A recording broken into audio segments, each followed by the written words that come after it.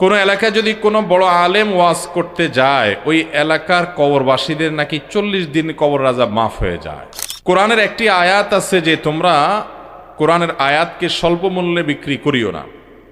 এটার অর্থ কি? মূল্য নাকি কোরআনের সম্মানের কথা বলা হয়েছে?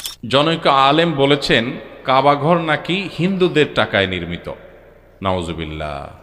পরিবারে বরকত থাকবে, এর জন্য কিছু গুরুত্বপূর্ণ আমল নিয়ে আলোচনা করুন। বিভিন্ন ব্যাংক থেকে শিক্ষাবৃত্তি নেয়ার সিস্টেম আছে, একজন ছাত্র হিসাবে সেগুলো নেওয়া কি বৈধ হবে আমার জন্য? এরপর প্রশ্ন হলো, কবর স্থানের উপরে বাড়ি বানানো যাবে কিনা? মসজিদে নির্ধারিত জামাতের পূর্বে কিছু লোক জামাত করে নামাজ পড়তে পারবে কিনা? নামাজ পড়তে গিয়ে এক সূরা থেকে অন্য সূরা চলে গেলে সাউসেজদা দিতে হবে কি? এরপরে প্রশ্ন হলো, আজান অথবা একামতের মধ্যে যদি ভুল করে তাহলে পুনরায় আজান বা একামত দেওয়া লাগবে কি? পরের হক নষ্ট করা এখন স্বাভাবিক ব্যাপার হয়ে গেছে, এর পরিণাম নিয়ে আলোকপাত করুন। ভাইরা আমার, এটা সব জায়গায় আমরা বলার চেষ্টা করি, কথায় কাজে কর্মে আমরা প্রতিনিয়ত শিরকে লিপ্ত। এরকম শির থেকে বেঁচে থাকার উপায় সম্পর্কে জানতে চাই। সতীত্ব হারা মেয়েদের বিয়ে করার হুকুম কি? পবিত্র কোরআন ও আধুনিক বিজ্ঞানের মধ্যে কোনো বিরোধ আছে কিনা? ভাইরা আমার, কোরআনে হাকিমে আল্লাহ রাব্বুল আলামিন বলেছেন, আয-যানি লা ইয়ানকিহু ইল্লা যানিয়াতান আও মুশরিকা ওয়াজ-যানিয়াতু লা ইয়ানকিহুহা ইল্লা যানিন আও মুশরিকুন।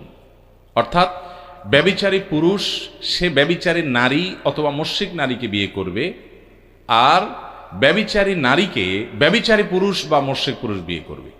এই আয়াতের ব্যাখ্যা কি? এ সম্পর্কে বেশিরভাগ মুফাসসিরদের মত হলো, এবং হাদিসের আলোকে যেটি বোঝা যায় তা হলো, যেখানে আল্লাহ তাআলা বিধান বলেন নাই, সংবাদ বলেছেন। অর্থাৎ সাধারণত যে জেনা করে, ব্যভিচার করে, বিবাহ বহির্ভূত রিলেশন করে, হারাম সম্পর্ক করে, যেটা আজকাল যুবকদের কাছে ডাল ভাতের মতো হয়ে গেছে, আল্লাহর ভয় পর্যন্ত নাই, এটা যে করে, সে যার সাথে এটা করে সে যদি এটাতে সম্মত থাকে তো সে নিজে একজন ব্যভিচারী হয়, কোনো ভালো মানুষ হতে পারে না।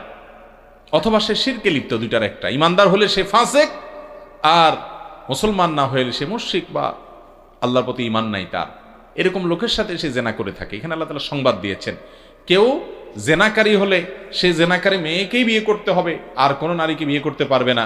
বা কোনো মহিলা জেনায় লিপ্ত হলে তিনি কোনো পবিত্র পুরুষ যার জীবনে জেনা করে নাই তার সাথে বিয়ে হতে পারবে না, এমন কোনো কথা নেই।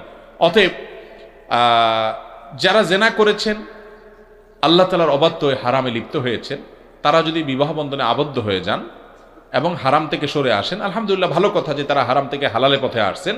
এখন তাদের কাজ হলো আগের কৃতকর্মের জন্য আল্লাহর কাছে মাপ চাওয়া, যে আল্লাহ, বিয়ের আগে আমরা যে জেনা করেছি আপনি সেটাকে মাফ করে দেন। আর জীবনে আমি পুরুষ হয়ে কোনো নারীর সাথে, নারী হয়ে কোনো পুরুষের সাথে কোনো হারাম সম্পর্ক করব না। ফেসবুকে, মেসেঞ্জারে কোনোভাবে কোনো প্রকার আমি হারাম রিলেশন এবং যোগাযোগ রাখবো না। আল্লাহর কাছে মাপ চাইবে আগের কর্মের জন্য। আর একসময় তারা জেনা করেছে, এখন বিয়ে করে ফেলেছে, আলহামদুলিল্লাহ, এখন তাদের পবিত্র জীবন শুরু হয়েছে এবং হক হালালি চলবে, পবিত্র জীবন যাপন করবে, চরিত্র হেফাজত করবে, এখন আর হারামে যাবে না। আগেরটার জন্য যদি মাপ চাবে যথেষ্ট, এটাতে কোনো অসুবিধা নাই। আর যদি তারা জেনা করার পরও কোনো নারীকে বিয়ে করে, যে নারী পবিত্র, অর্থাৎ যার জেনার কোনো প্রমাণ নাই, তাহলে সেটাও জায়েজ আছে, কোনো অসুবিধা নাই। আমাদের অনেক ভাইরা আছেন, অনেক বোনরা আছেন, এখানে ভুল বোঝেন। তারা মনে করেন যে আমি যেহেতু নিজে জেনায় লিপ্ত হয়েছি, অনেক যুবক এরকম বলে, অনেক যুবতী এরকম বলে যে সে নিজে যেহেতু খারাপ, এই জন্য সে মনে করে আমার সাথে যেটা আসছে আমার জীবনে এটাও বোধহয় এই দলেরই হবে।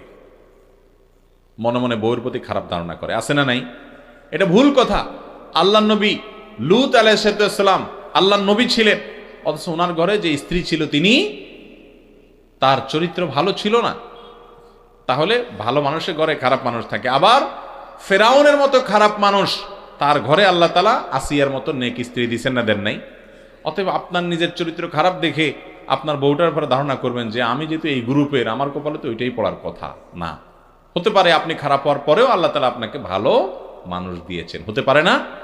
অতএব নিজের জীবন সঙ্গীর ব্যাপারে বাজে ধারণা করা যাবে না। তবে জেনাকারী নারী পুরুষ তারা যদি পরবর্তীতে বিয়েতে আবদ্ধ হয়ে যায়, খুবই ভালো কথা, খুবই ভালো কথা যে তারা হালালে পথে চলে আসছে এবং আগের জন্য তওবা ইস্তেগফার করবে।